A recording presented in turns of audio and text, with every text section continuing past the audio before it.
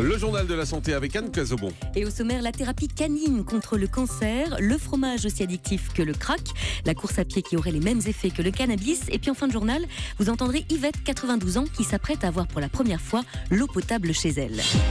Et on commence avec l'arrestation d'un usurpateur. C'est un peu le Christophe Rocancourt de la Bretagne. Le jeune homme de 21 ans a été arrêté hier, une semaine seulement après une première interpellation. Il s'était fait passer pour un contrôleur d'hygiène dans un restaurant. Et cette fois-ci, François Coulon, il n'a pas hésité à se faire passer pour un juge. Et on peut dire que là, Andréi a poussé le bouchon de l'imposture et de la prise de risque à son plus haut niveau. Écoutez bien, il débarque hier après-midi carrément au palais de justice de Rennes en se faisant effectivement passer à 21 ans pour un juge administratif de proximité, une fonction qui n'existe pas. Il venait chercher des informations sur une affaire en cours. Le parquet alerté l'a fait arrêter une nouvelle fois et l'on découvre le profil incroyablement compulsif du personnage. Il y a 2 semaines, alléguant sa qualité de contrôleur de l'hygiène, vous l'avez dit, il avait fermé un restaurant rennais après y avoir déjeuné. Ça l'avait conduit en garde à vue pendant quelques heures.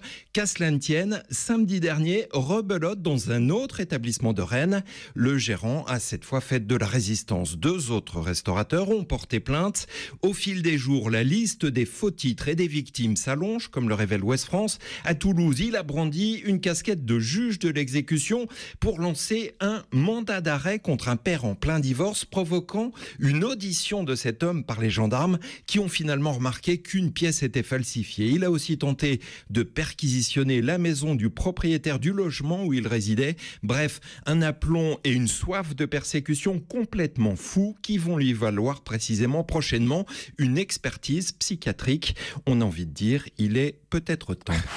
Et si les chiens aidaient les enfants à combattre le cancer ? Oui, on le sait, le recours aux animaux pour améliorer la qualité de vie est une piste intéressante dans le traitement de plusieurs maladies. Par exemple, avoir un animal de compagnie aiderait les enfants autistes à se sociabiliser et permettrait également de diminuer le stress chez les personnes trop anxieuses. Cela marcherait également pour les enfants atteints de cancer. Pendant 4 mois, des chercheurs ont relevé les comportements psychosociaux, le pouls et la pression sanguine avant et après chaque session de thérapie animale. Il en résulte que 15 minutes quotidiennes avec un chien de thérapie diminuerait le niveau d'anxiété des enfants atteints de cancer, mais aussi apaiserait le rythme cardiaque de l'enfant et celui de leur famille. Le fromage, allez, il manquait plus que ça, serait aussi addictif qu'une drogue. Une info pour les accros à la pizza 4 fromages, qui selon une étude universitaire du Michigan, seraient de véritables toxicomanes de la mozzarella et du camembert. Oui, en cause, la caséine, une protéine présente dans les produits laitiers qui activerait une partie du cerveau liée à la dépendance. Selon cette étude, le fromage serait aussi addictif que le crack. Suivrait dans cette liste de produits addictifs le chocolat, les chips, puis les cookies et la glace. Et puis courir, alors vous donnerez des effets comparables au cannabis. Alors j'arrête de courir. Je continue le fromage, mais j'arrête de courir. Alors si vous courez un peu et mal, vous avez sûrement déjà ressenti un point de côté. Mais si vous courez beaucoup et bien, vous avez sûrement déjà expérimenté cette sensation d'euphorie, ce bien-être naturel tiré de l'effort physique. Une nouvelle étude d'une université allemande montre que cette extase n'est pas seulement liée à la libération d'endorphines, l'hormone du plaisir. La course à pied déclencherait les mêmes effets dans le cerveau qu'après avoir fumé du cannabis et générerait moins d'anxiété et moins de sensibilité à la douleur. Et on en vient à la petite révolution que s'apprête à vivre Yvette, 92 ans. Dans quelques jours, dans sa petite maison près de Belfort, où elle vit depuis 1948, Yvette va enfin avoir accès à l'eau potable. Arthur Nbaché l'a rencontrée. Pas besoin d'eau courante pour rendre Yvette heureuse, même si, évidemment, elle n'est pas mécontente d'être le mois prochain enfin raccordée au réseau. Parce que quand même, ça fait quand même des années que ça serait bien un peu quand même avant que je switche le camp.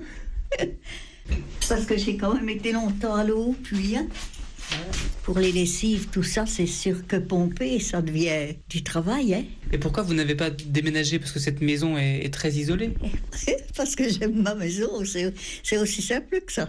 Je suis heureuse dans cette cabane, moi je dis.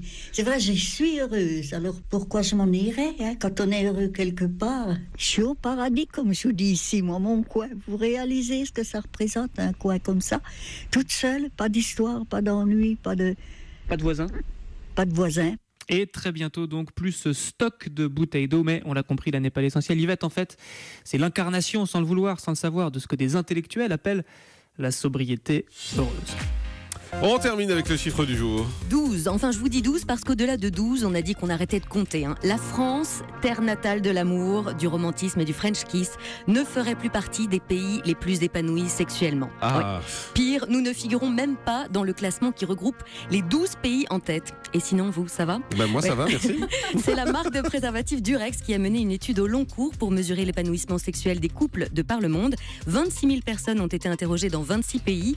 Le palmarès est pour le moins surprenant puisque c'est la Suisse qui arrive en tête, suivie par l'Espagne et l'Italie.